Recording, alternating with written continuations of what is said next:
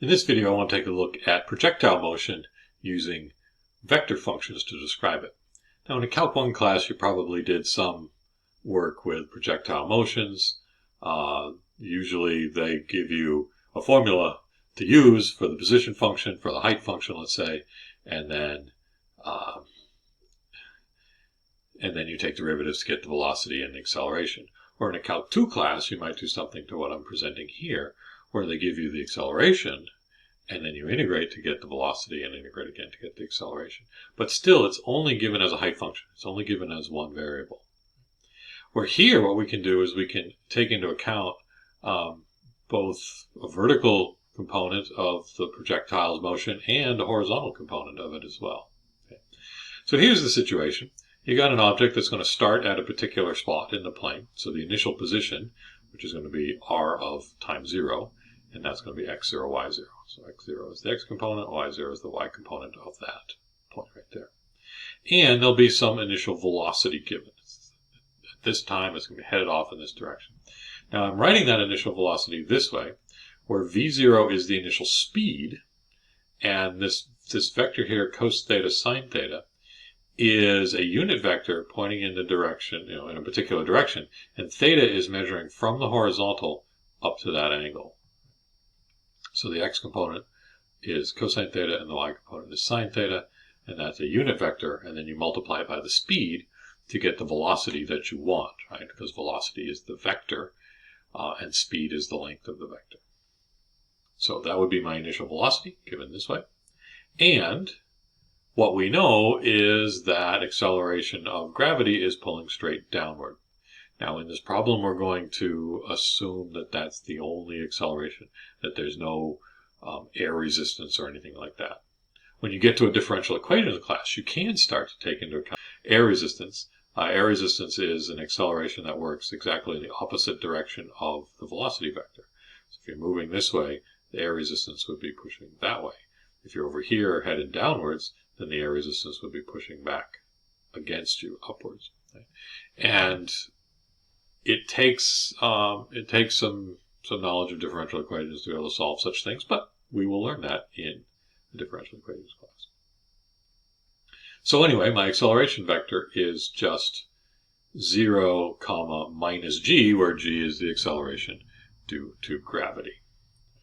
And that number is going to depend on, what units are you in? Are you doing feet per second? Are you doing meters per second? Anyway, once you know your units of measurement, you would have a particular number there. Also, it's a question of, are you on Earth? Are you on the Moon? Are you on Jupiter? Mars? Whatever. Each one would have a different constant there. Now, what I want to do is I want to find the position vector. I want to find a vector function that describes the path of that projectile.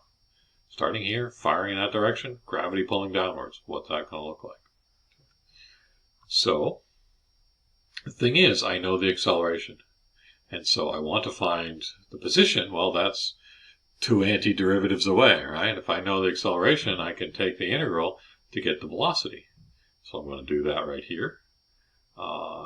Integrate each piece. The integral of 0 is a constant. The integral of negative g is negative gt times a constant. And I have the constant over here as a vector. To find out what that constant vector is, I need to plug in the initial condition. And the initial condition I know about the velocity is that at time 0, plugging in the 0 would look like this, but I want it to be this given vector there. Well, this all turns into the 0 vector, and so I have that constant is just this thing. So I can plug that in, plugging it back into here for c, and then adding those two vectors together, I get that velocity at any time is v0 cos theta minus gt plus v0 sine theta. So this was the x component of the velocity, which, because there's no acceleration in the x direction, that's just a constant. The velocity is always that. However, there is an acceleration in the y direction, so this was the initial velocity, and it's changing because gravity is pulling downward. Right? Now, with the velocity vector, we can integrate to get the position vector, because if I knew the position, I'd take the derivative to get the velocity. So anyway, going backwards, integrate the velocity vector. It's the integral of this. This looks kind of big, but it is just a number, right? This is a fixed angle that you're shooting at. This is the fixed initial velocity. Sorry, no, the initial speed. But that's just a number, and so when you integrate that number, you just get that number times t. And likewise here, the minus gt is going to be minus gt squared over 2. And this is just a constant, so it integrates to that constant times t. And then there's going to be plus a constant on either one of those, on both of those actually. And so I write that as plus the constant out here as a vector. And to find that constant vector, I got to plug in an initial condition, right? And I'm given that at time 0, the initial position is x0, y0. So plugging in 0 for t, plugging in a 0 there, and a there, and there, I get that this stuff plus c has to be that initial condition, y0, x0, y0.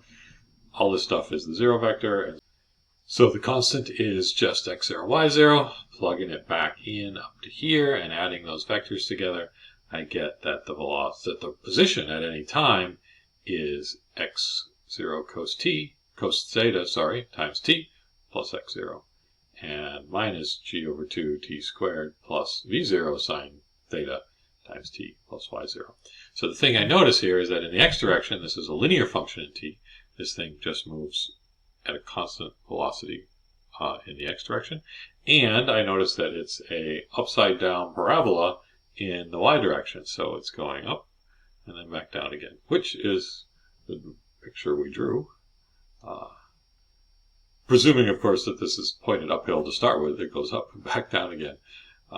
If this is pointing downward, then the y component of that initial velocity would be negative.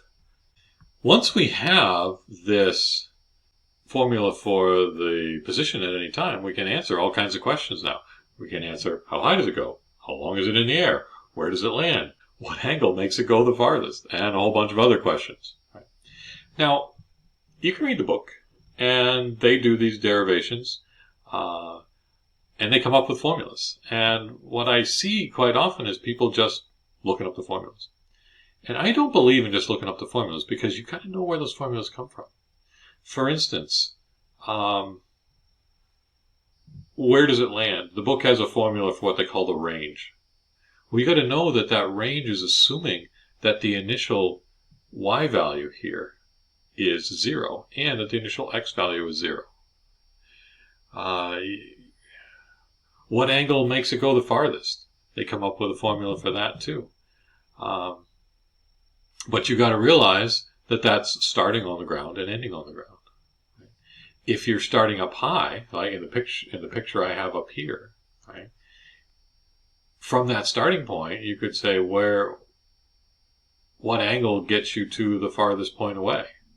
Is it going to be the same answer as what gets you to the same elevation? I don't know if that's true. I haven't figured it out. I could figure it out. I just haven't tried. But you got to realize that the formulas given are under certain assumptions for starting points. And if you have different starting points, then you might have to figure out your own formulas. So rather than doing those formulas, I'm going to give how you find those answers rather than just doing it. Right? The question of how high does it go? Well, that's a question of position. The height is the y-coordinate of the position. You want to know the maximum value of that y-coordinate. So look at the y-coordinate of the position.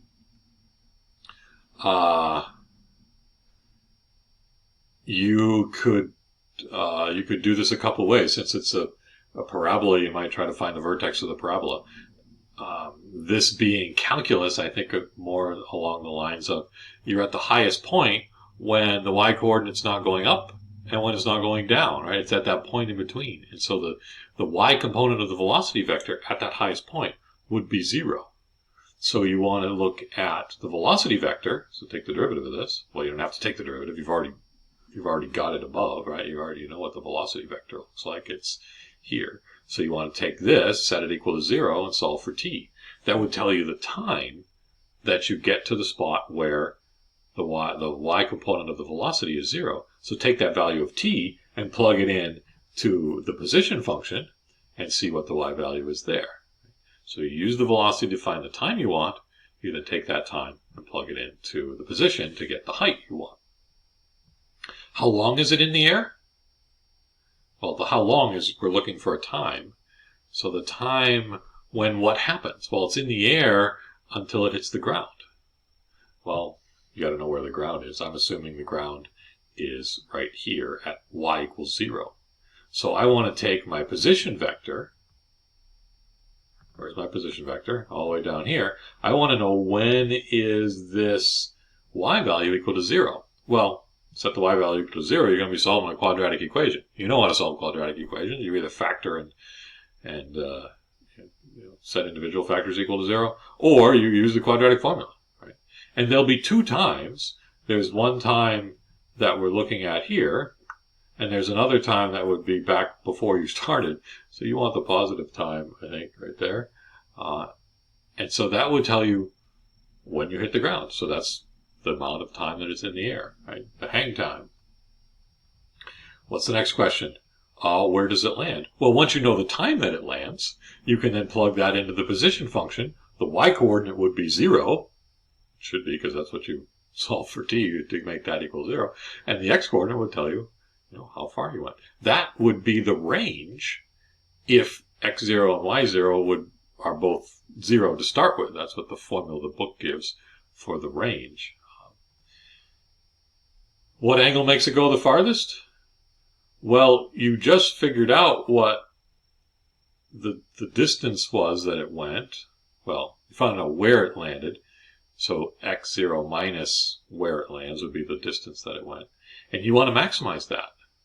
Well, that's a Calc 1 problem. How do you maximize something? Well, you take the derivative of that something and set it equal to 0. Now, in this case, you're not taking the derivative with respect to t, because when you're saying what angle makes it go the farthest, the variable now is theta. So the answer that you got for number 3 here, where does it land, is actually going to be a function of theta. Take the derivative of that with respect to theta. Set it equal to 0. Solve for theta. The book does it when the elevation starting and ending are the same. And it comes up with, you want a 45-degree angle. You might look and see if it's not. If you're starting up high and firing to get down low here somewhere, does the angle is it still 45 degrees, or is it something other than 45 degrees? I'm actually suspecting it's other than 45 degrees, because once you get past the elevation of where you started from, it's going down faster. So maybe if you had a lower angle to start with, then you could still have some more velocity in the x direction, right, to get you moving over further. I don't know. I don't know. I haven't done it. I know I can do it because I know the process. Take the derivative, set it equal to 0, solve for theta. My final statement here for this video is beware of formulas. If you're going to be just writing down formulas of, this is this is, I don't know, it seems like people do physics. They just have the formulas and they just plug into the formulas. It's like, well, the formulas are fine if you know where they came from, right? If you know what the initial assumptions are. If you don't know the initial assumptions, figure the formula out yourself. It's not hard to do. This is all just solving linear and quadratic equations to get all these answers, all these questions answered.